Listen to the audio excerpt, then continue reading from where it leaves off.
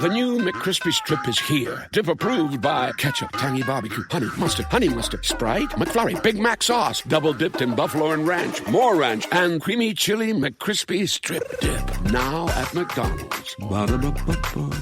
Out here, it's not only the amazing views, but the way time stretches out a little longer and how the breeze hits just right at the summit. With All Trails, you can discover nature's best with over 450,000 trails around the world. Download the free app today. Picture this. You're in the garage, hands covered in grease, just finished up tuning your engine with a part you found on eBay. And you realize, you know what? I could also use new brakes. So where do you go next? Back to eBay. And you've got eBay Guaranteed Fit. You order a part, and if it doesn't fit, send it back. Simple as that. So when you dive into your next car project, start with eBay. All the parts you need at prices you'll love. Guaranteed to fit every time. eBay. Things people love. What does the term digital workplace mean to you? In today's world of AI, robotics, and AR, it's much more than an office full of people on computers. It can be anywhere from a factory floor to the top of a crane to the cockpit of an F1 car. Wherever your digital workplace may be, TeamViewer's mission is to make work better. How? By securely connecting your people with the data, expertise, or insights they need in real time to make work more efficient. By automating and streamlining IT and OT support to fix problems before they happen, to make work more productive. And by bringing all the possibilities of a secure and flexible digital workplace to all your people everywhere to make work more innovative. So discover how TeamViewer can make work better, wherever it happens across your business. Learn more at teamviewer.com/workbetter. This is the Daily Tech News for Tuesday, May 20th, 2025. We tell you what you need to know, follow up on context, and try to help each other understand. Today, it is all about Google I.O. Almost entirely. Not quite entirely, but almost entirely. I'm Tom Merritt. I'm Jenn Cutter. Let's start with what you need to know from Google I.O. First of all, they promised every reporter this was going to be an hour long. It was 2 hours long. No one believed it wasn't going to be 2 hours long, but I thought it was hilarious to see all the reporters like, this is definitely going over the promised hour. Lots of stuff to get through here, mostly about AI, mostly about Gemini and how Gemini is going to be in everything and going to be in search. But let's start with the one piece of hardware they talked about, which is Android XR devices, XR being extended reality. So these are their Apple Vision Pro, their Meta Ray-Ban glasses style products. The second official Android XR device after Samsung Project Muhan, which, by the way, they promised is going to be available later this year. But the second device, called Project Aura, AURA, is a pair of lightweight see-through tethered glasses powered by a Qualcomm Snapdragon processor made by XReal. So these are a step down from Project Muhan, which is more like an Apple Vision Pro. They also announced that they are going to make smart glasses with Samsung that are more like the Meta Ray-Bans. And they are partnering, very wisely, I believe, with Gentle Monster and Warby Parker on the design of those glasses. Those glasses will have a camera, they'll have a microphone, they'll have speakers. That's just like Meta's glasses. But they'll also have an optional display to view notifications, which will be attached to the lens, which is a little bit more like the old Google glasses that we used to know way back in the day. Jen, what do you think? I don't hate the new glasses. I'm very shocked. I am generally the anti-smart glasses person, but these, like, lightweight is the best way to put them. They looked really smooth. The demo they did it felt real. It felt functional. It felt like something that I would theoretically use if I had infinite money and data. Yeah. We'll see how they work in reality, but we can't really know anything about that at this point. However, I will say extremely smart. When Meta's with Ray-Bans are good looking. People like Ray-Bans to go Gentle Monster, little step up from a Ray-Ban, and Warby Parker, a little step down, but still very stylish and affordable, kind of hems them in on both sides stylistically. Google also changed its subscription options. This is essential to understanding all of the rest of their products. And they put it at the end of their announcement. It was very confusing, but AI Premium is now called AI Pro, still $20 a month, still gets you higher rate limits than the free plans, and now bundles in 2 terabytes of storage, Gemini 2.5 Pro access, as well as deep research and VO2 video generation. There's a new plan, though, that's $250 a month. That's more expensive than the OpenAI one that's $200 a month. This one's called AI Ultra, has your highest rate limits, of course, adds access to agents, the Project Mariner stuff we'll talk about. YouTube Premium gets thrown in there. That's kind of nice if you're paying that much. 30 terabytes of cloud storage, and also access to upcoming projects. So 2.5 Pro DeepThink, not yet available, but you'll get it first. VO3, you'll get it first in the Gemini app if you're a subscriber here. What do you think of these plans? The money was staggering. I was like, yeah, it better include YouTube Premium. You should come over and do my dishes for that kind of money. Yeah, right. Like kind of smart to add YouTube Premium, but man, that is a lot of money, and you are going to have a lot of uses for this, which OpenAI has shown people will pay $200 a month for this. So when you plug in all of the Google stuff that you already have, maybe there's going to be enough people paying for this as well. Google Meet is getting real-time English to Spanish and Spanish to English translation. More languages rolling out in the coming weeks. You'll need to be on the Pro or the Ultra plan to get that. That's kind of cool. And then they talked about Google Beam, a video conference platform with 6 cameras that capture you. You don't have to wear anything, but it'll create a 3D model of you in real time. So near perfect head tracking, down to the millimeter, 60 frames per second. Can also do real-time speech translation. So they demoed 2 people speaking different languages, talking to each other. Early customers are going to get it later this year. HP is making the first Google Beam device, and they will announce more on that at Infocom, an audiovisual technology exhibition in June. First Beam devices will be available to early adopters. Turns out that seems like Deloitte, Salesforce, Citadel, NEC, and Duolingo. So if you work at one of those companies, you'll be able to try this out. And it will integrate with Google Meet, of course, but also other platforms. You'll be able to use Zoom. They name-checked them. Yeah. I'm always fascinated by this kind of extremely niche hardware. It's very interesting. It's very cool. The demo was beautiful. What is the wider use case here? Like, I remember the Microsoft Surface table was like, this is really cool. Who is this for? This is the bet. Yeah. The bet is that companies are going to want to buy this, like Deloitte, Salesforce, et cetera, and put it in their conference rooms, I guess. Yeah. And like for all these giant companies pushing return to office, it's like, well, this feels like it's going in the opposite direction. Yeah. But Salesforce is an example of a company that hasn't done return to office. So I guess Google says, well, there's enough that aren't doing it. The other ones always make the headlines, but we'll sell to the rest of them. We're getting personalized smart replies in Gmail. This will, with your permission, find info about you in Gmail and then compose a reply in your voice based on what it knows about how you reply. They made a joke that Sundar apparently always uses the word exciting, and his personalized reply used the word exciting. This is coming to subscribers in Gmail later this summer. The smart replies will be available in English at first, but then moving on to other languages. And they will be available if you're using Gmail on the web, in iOS and Android, launching in alpha in Google Labs in July. So you're going to have to opt in July, but it'll eventually come to everybody. Also eventually coming to search, Docs, and Gemini. And that's one of the ways it gets even better, is if it can look at your Google Docs and then it can know more about you, et cetera, et cetera.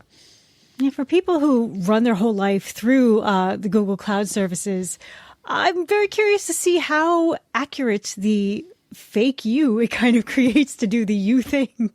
Yeah. I'm less concerned with the tone, to be honest, and maybe that's because I do so much writing, but the idea of being able to say, hey, I need to send Ibbot and Bobby an email about the event space at TMS Vegas, and then have it go and find the plaza reservation and pull all that together so I don't have to do it, that's going to save me some time.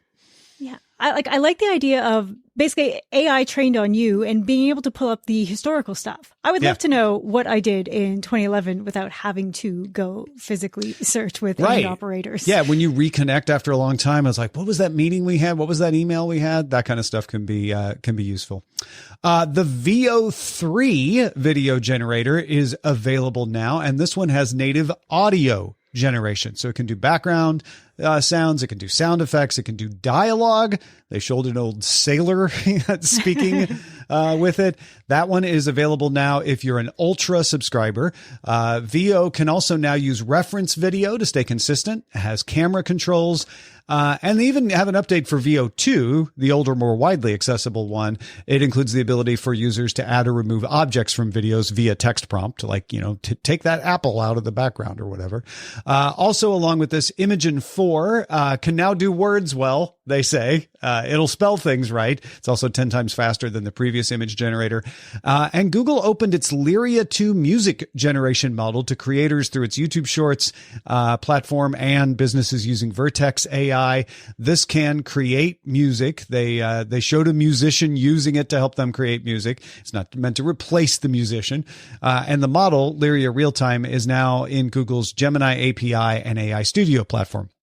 I mention all these together because they all come together, VO, Imagen, and Gemini, in Flow, which is a text-to-video prompt generator combining all of these things. So you could share a few images to Flow, give a prompt, and it'll be able to create still images, animate them, add videos, whatever you want it to do, as well as add music to it. Flow is launching today in the US for people who subscribe to Pro or Ultra plans. So this is a new tool to kind of combine all these three things together if you're using all three a lot. Yeah.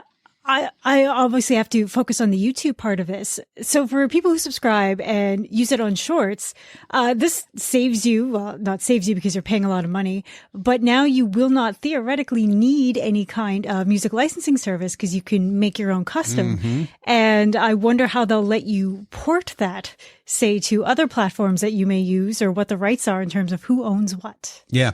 And with YouTube Shorts, you can fall under the YouTube Music license, but you face monetization issues and stuff like that. And you don't have to worry about that. You can animate backgrounds. You can change things. You could do some light editing. You're like, I just want to remove these things in the background, all of that kind of stuff. It's really interesting.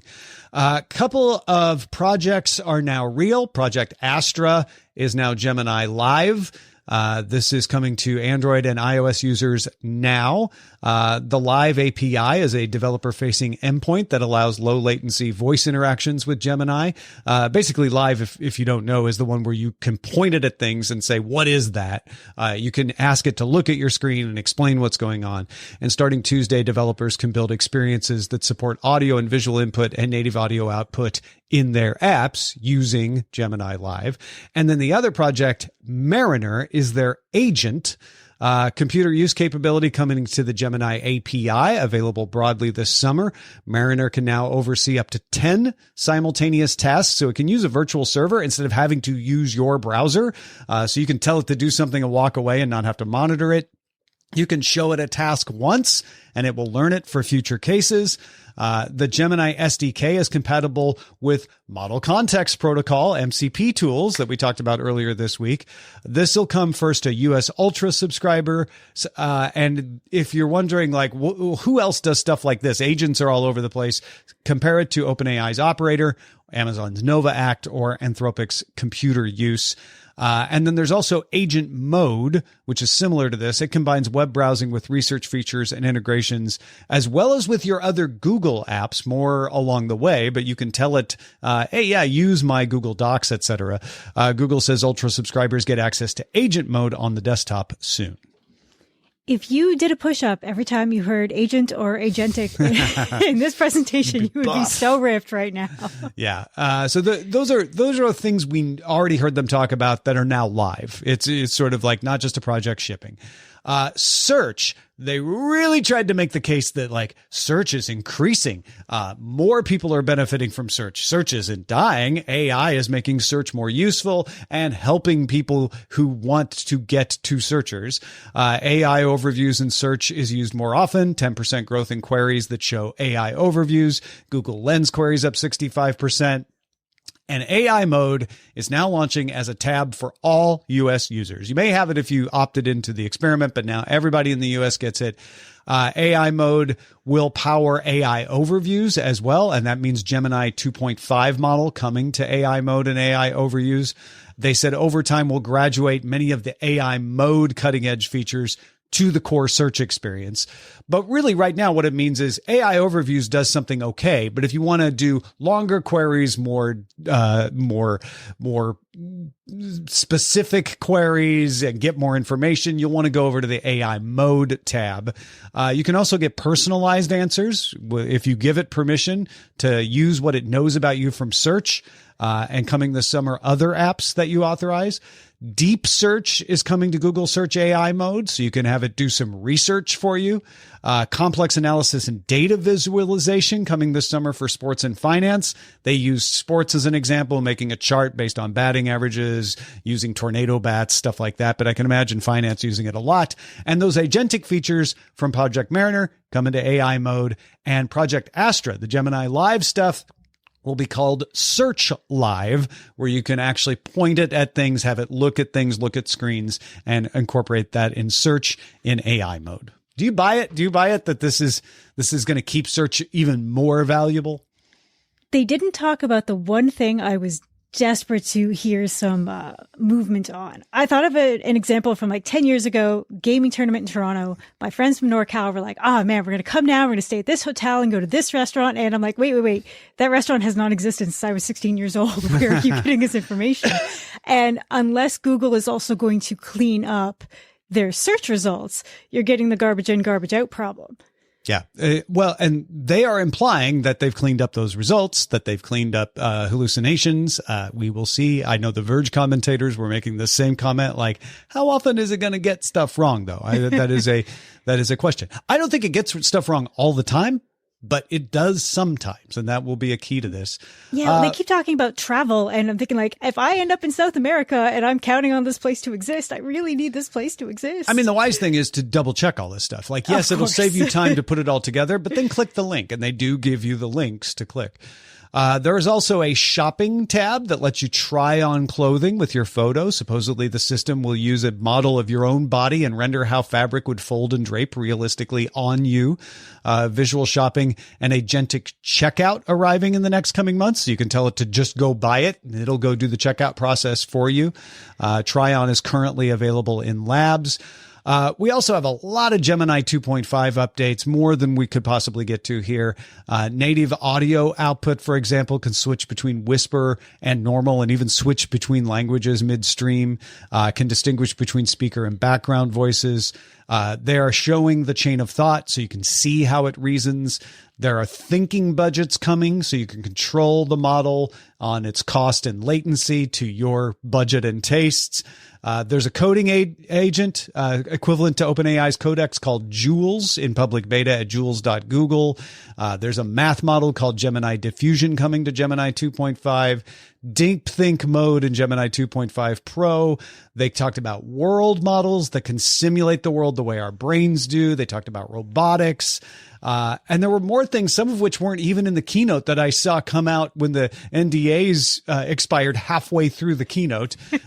Google Chrome instantly changing your compromised passwords if you wanted to. Bringing Gemini to Chrome so it can answer questions about your open tabs. Google Play adding topic pages and audio previews. Stitch is a tool to help design apps. Gemma AI can run on phones. Synth ID they talked about being a detector for watermarking things. Wear 06 with Material 3 Express design refresh, which we actually heard about last week, but there's some new stuff on that. And Notebook LM getting video overviews. So there you go, Jen. Any last thoughts on Google I/O? As somebody who is currently buying stuff for a wedding, the shopping thing was like, oh, we can drape fabric correctly. And I'm like, can you? That would save me a lot of issues right now. I've been learning so many new words about fabrics. And I'm like, man, this is way too much information to process. There's a lot of can it do as promised. If it does, these things are very impressive. Well, there's so much from I.O. to wrap our heads around that tomorrow we're going to check in with Jason Howell, who is at I.O. to get his on-the-ground impressions, so don't miss tomorrow's show. DTNS is made possible by you, the listener, thanks to Alo, Adam L., Tony Glass, Philip Less, and our new patrons. We have Sun, Joel, Grant, Cephilian, and Artem. Woo! Man, new patrons. Love it. Thank you very much. Picture this. You're in the garage, hands covered in grease, just finished up tuning your engine with a part you found on eBay. And you realize, you know what? I could also use new brakes. So where do you go next? Back to eBay. You can find anything there. It's unreal. Wipers, headlights, even cold air intakes. It's all there. And you've got eBay Guaranteed Fit. You order a part, and if it doesn't fit, send it back. Simple as that. Look, DIY fixes can be major. Doesn't matter if it's just maintenance or a major mod. You got it, especially when things are guaranteed to fit. So when you dive into your next car project, start with eBay. All the parts you need at prices you'll love. Guaranteed to fit every time. eBay. Things people love. Ever wonder what your lashes are destined for? The cards have spoken. Maybelline New York Mascara does it all. Whether you crave fully fan lashes with Lash Sensational, big, bold volume from the Colossal, a dramatic lift with Falsies Lash Lift, or natural-looking volume from Great Lash, your perfect lash future awaits. Manifest your best mascara today. Shop Maybelline New York and discover your lash destiny. Shop now at Walmart. Every idea starts with a problem. Warby Parker's was simple. Glasses are too expensive. So they set out to change that. By designing glasses in-house and selling directly to customers, they're able to offer prescription eyewear that's expertly crafted and unexpectedly affordable.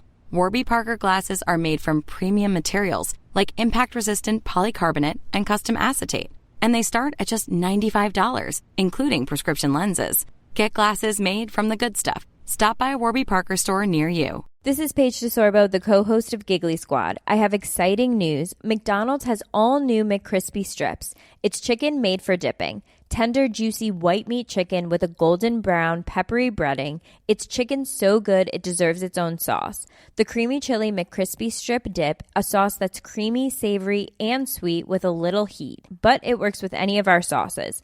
I'm personally a barbecue sauce girl. Even sometimes I like ketchup. I'm just like basic sometimes. But I also need it in addition to any new sauces I'm trying. With a new creamy chili McCrispy strip dip, it's chicken made for dipping, only at McDonald's. We all belong outside. We're drawn to nature, whether it's the recorded sounds of the ocean we doze off to, or the succulents that adorn our homes. Nature makes all of our lives, well, better. Despite all this, we often go about our busy lives removed from it. But the outdoors is closer than we realize. With All Trails, you can discover trails nearby and explore confidently. With offline maps and on-trail navigation, download the free app today.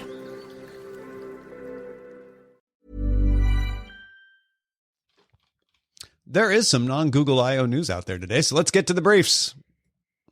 Chosun Biz and Bloomberg sources say that Nintendo will have Samsung make some of the main chips needed for the Nintendo Switch 2. The chip is a customized NVIDIA processor that Samsung will make on its 8-nanometer process. TSMC made the chipset for the original Switch, but the source told Bloomberg this design was optimized for Samsung's manufacturing systems. Samsung has made NAND flash memory for Nintendo in the past, and if true, this could help Nintendo make enough Switch 2s to pass the 15 million units it projected to ship by March of next year. Samsung does not have as many demands on its capacity as TSMC does. Now, granted, I'm still, a beginner when it comes to reading Korean. But from both the Chosun Biz and the Bloomberg articles, it looks like if I'm reading this right, Nintendo always had Samsung making this. This isn't like a switch where they added capacity. So I'm curious why they under projected. I don't know if maybe they just didn't have clarity into the capacity that Samsung had, or they were able to add some capacity. But it is interesting, and people are going to grab onto this if the Switch 2 starts to have problems that the original Switch did not. Yeah, people are looking for targets, but Yep. Nintendo, being as generally conservative as it is, was probably smart to keep this real quiet and then spring it on people later, because it doesn't affect the consumers, but obviously tech news is all over this. Yeah, they wouldn't want people to think, oh, that's why it's messing up, because there's millions of reasons why products mess up once they go to scale, right? But they might very much want people to know, like, oh, we're gonna hit the target. We're gonna do 20 million, not 15 million. So don't worry. So I can see why they might decide to finally leak it out. Speaking of clarity, we have a little more clarity in the fight between Apple and Epic over adding Fortnite to the US App Store. Now, I had assumed that Apple was relying on the fact that Epic's U.S. developer account had been suspended as the reason for the denial, because that suspension was upheld during the case. But U.S. District Judge Yvonne Gonzalez-Rogers' response to Epic's motion, saying, hey, you need to force Apple to let Fortnite into the U.S. store, shows otherwise. Some reports have said that Apple told Epic that it had not taken action on the U.S. submission to the App Store because it was waiting to hear the Ninth Circuit appeal of Judge Gonzalez-Rogers' order to allow third-party payment options. Now, the judge is not having it. The previous order required Apple to comply immediately, and it has done so. One of the most recent examples is that Apple just approved an update to the Spotify app that lets users in the US see audiobook pricing in the app and then link out to buy books in the browser. So Apple is complying with this in most cases. And the judge seems to say in her response to Epic's filing that Apple doesn't get to select which companies it complies with. It can't just be mad at Epic and not let it into the App Store. Doesn't matter if their developer account was previously suspended. Epic has a valid EU account through which it submitted Fortnite. And the judge doesn't mince words, writing, Apple is fully capable of resolving this issue without further briefing or a hearing. And then adds, this is the part that got a lot of people's attention, that if the court does need to get involved, and then the hearings were scheduled in case they need to happen, Judge Gonzalez-Rogers writes, the Apple official who is personally responsible for ensuring compliance shall personally appear at the hearing. And a lot of people think that the reason you do that is you want to hold them in contempt personally for noncompliance. You have to love a good legal, don't make me come over there. It really is, right? It is like, y'all can work this out. Do not make me do this. I will see you in my office, or my courtroom in this case, if you do that. Like, I really was I was expecting that the judge might go, well, I don't like it, but Apple's right. And it turns out that I was wrong about the justification that Apple used. And the judge is like, no, you don't get to say, like, well, in this case, we're waiting on the appeal. I didn't give you time to wait on an appeal. You got to comply now. Yeah, I was trying to find another example of, okay, like who else is Apple suspended that would want to get in on this action? But there's no one more high profile than Epic. And it's even hitting gaming news in terms of like just consumer and player subreddits. People talking about this. They're like, come on, Apple, I want this back. I want this back so badly. Yeah. And Spotify is usually the one that is getting Epic's back in this fight in the past. And Spotify is getting everything at once. So I don't know if that's Apple just knowing like, well, we'll keep Spotify happy and they won't jump in on this, but they really just need. Epic doesn't need to remove it from the non-Apple app stores. I get that there's, wanting to keep all of things consistent. So they're playing a little foul here, but Apple's really playing foul here, it looks like. SAG-AFTRA, the U.S. actors union that represents video game voice actors, has filed a charge of unfair labor practices with the U.S. National Labor Relations Board, the NLRB, over Epic's Llama Productions' use of generative models to recreate James Earl Jones's performance of Darth Vader in Fortnite.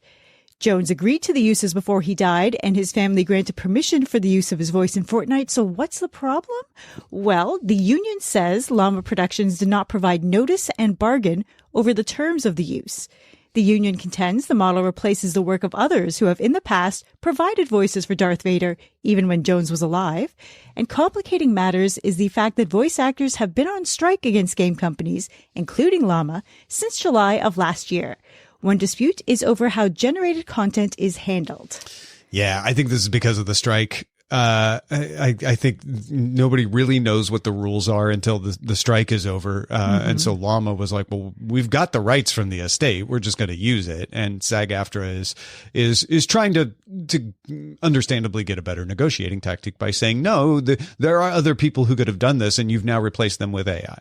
Yeah, these seasons are planned in advance, and I think Epic was just hoping that things would be rolling so they wouldn't have to adjust anything, and they decided we'll ask forgiveness instead of permission. Yeah, especially when the contract is up, where you can say like, hey, we don't have a contract. So, yes, we're under the existing terms, but those terms are vague and maybe don't apply to the situation, et cetera, et cetera. But, we'll see if the NLRB weighs in on this. I'll be curious.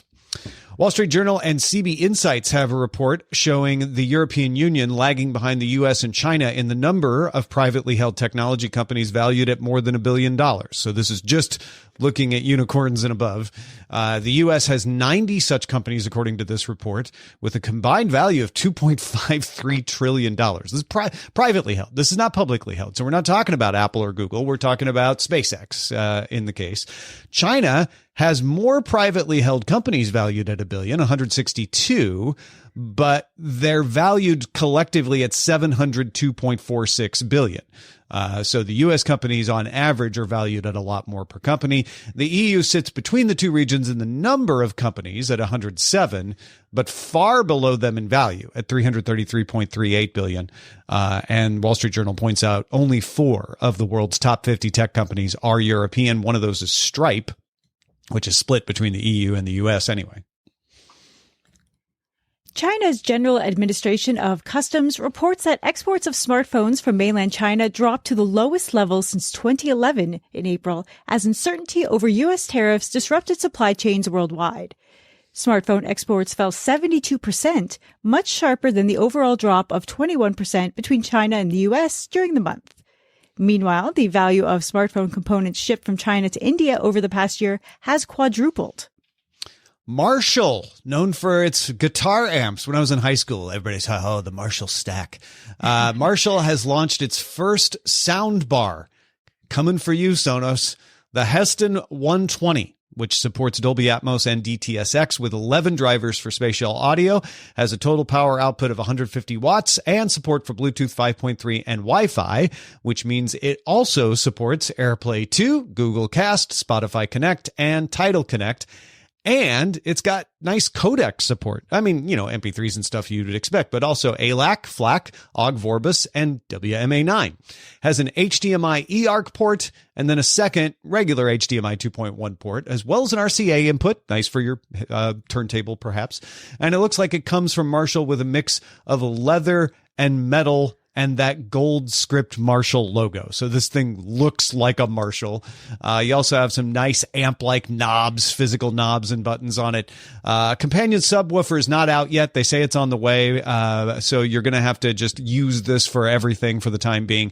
The Heston 120 costs $999. You can pre-order it now. Shipping June 3rd. My dad is absolutely looking at this. Oh, yeah. If they have a good app that simplifies a lot of things for older people, and the RCA input is actually important to people. That is a feature. Yeah, I have one on my Vizio that I plug my turntable into it. That's exactly what I use it for. And yeah, the app, I didn't get a good review of the app, so I don't know how good it is, but you can do EQ and stuff in the app. So there's, it is a modern soundbar in that respect. Yeah, all it needs to do is not brick your older stuff once they upgrade. Yeah. Right. A couple of important release dates to note. Qualcomm said it will launch its second generation Snapdragon 8 Elite at Summit 2025 starting September 23rd. That announcement may also include new laptop chips. And the compact OnePlus 13S phone will launch June 5th at noon India Standard Time. Finally, Apple sent out invites for its Worldwide Developers Conference taking place June 9th through the 13th. The U.S. Take It Down Act was signed into law on Monday. That law makes it a crime to distribute non-consensual intimate images. So a new acronym coming into our vocabulary, NCII. That includes faked versions, deepfakes and the stuff. It doesn't have to be a real image to qualify under this. Social media platforms also have a takedown rule now. This is where some people have a problem with this law. Social media platforms must remove images within 48 hours of being notified. Now, if you're a violator of the distribution of these, if you're the poster, you could receive a sentence of up to 3 years in prison for posting such images. However, it's the takedown notice that has some people criticizing the law. The Electronic Frontier Foundation and the Center for Democracy and Technology warned that the takedown provision could be abused by those looking to remove non-offending speech. So saying something is NCII, even though it's not, just to get it taken down because the social media platform doesn't want to get fined. They don't want to go afoul of this law, so they play it safe. Something you have seen abused with the Digital Millennium Copyright Act. There is no test for whether a takedown notice is legitimate or not, at least not one provided by the law itself. Yeah, it doesn't matter which government it is. This is trying to thread a needle that is in a haystack that is on Pluto. It's like, as much as I love the idea that all of this stuff could disappear, we know that it's going to be a bit wider than that. And like my YouTube channel where I was posting official stuff from official game companies, I had takedown notices all of the time and had to fight them all of the time. It finally slowed down over the last 5 years when I guess they got the memo, but oh no, this you will hear more about this from us and everyone. Yeah, and even the DMCA had a better counter notice provision built into it. So I have a feeling that the first time someone falls under the like this doesn't qualify, they're just trying to stop me from posting something, it's going to go to court. EFF's going to defend somebody, and then we're going to have the courts decide where the line is, which is never optimal. You'd prefer it to be defined better in the legislation itself. The latest dev channel builds of Windows 11 include AI actions in File Explorer. These let you right-click on a file and get access to actions like blur the background of a photo or summarizing content from a document. The first 4 actions being tested are for images, including blur, as well as erase objects, remove background, and search for similar images on the web. Similar actions for Office files will come soon for Microsoft 365 subscribers with a Copilot license. Well, folks, what do you like to hear about us talk about on the show? Hear about us talk about what? How would you like to write my script? Please do so on our subreddit. You can submit stories and vote on them at reddit.com/r/Daily Tech News Show. Picture this. You're in the garage, hands covered in grease, just finished up tuning your engine with a part you found on eBay, and you realize, you know what?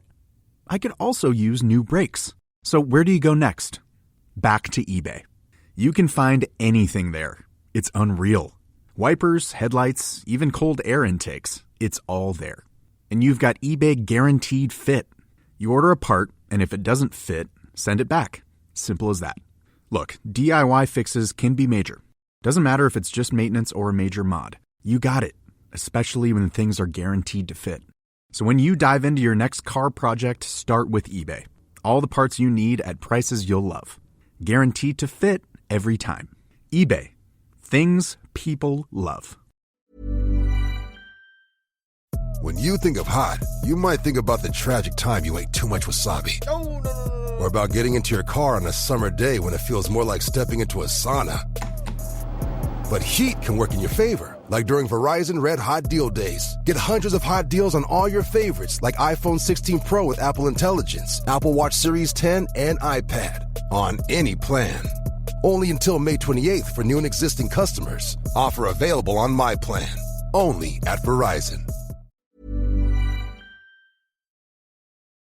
We end every episode of DTNS with some shared wisdom. Today, RW has a reaction to Monday's show. Yes, he wrote on Patreon, didn't DRDOS have a command line editor called Edit? We talked about Microsoft's new open source command line editor called Edit. It seemed to be a little call to the past there. Thank you for the reminder on RW. He writes, the very good times are back. And here we are at WWDC, not mentioning things. And also, he wrote novel and interesting interview segment. Really enjoyed it. Some really good software recommendations too. Thanks again to Ina Kim for talking to us about those online teaching software and websites that she uses to teach Korean. Really appreciated that.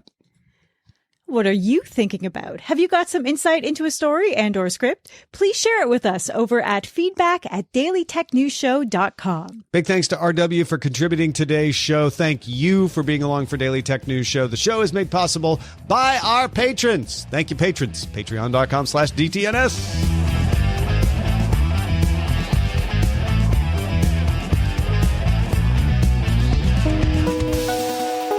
The DTNS family of podcasts, helping each other understand. Diamond Club hopes you have enjoyed this program. Every idea starts with a problem. Warby Parker's was simple. Glasses are too expensive. So they set out to change that. By designing glasses in-house and selling directly to customers, they're able to offer prescription eyewear that's expertly crafted and unexpectedly affordable. Warby Parker glasses are made from premium materials like impact-resistant polycarbonate and custom acetate. And they start at just $95, including prescription lenses. Get glasses made from the good stuff. Stop by a Warby Parker store near you. This is Paige DeSorbo, the co-host of Giggly Squad. I have exciting news. McDonald's has all new McCrispy strips. It's chicken made for dipping. Tender, juicy white meat chicken with a golden brown, peppery breading. It's chicken so good it deserves its own sauce. The creamy chili McCrispy strip dip, a sauce that's creamy, savory, and sweet with a little heat. But it works with any of our sauces. I'm personally a barbecue sauce girl. Even sometimes I like ketchup. I'm just like basic sometimes. But I also need it in addition to any new sauces I'm trying. With a new creamy chili McCrispy strip dip, it's chicken made for dipping, only at McDonald's.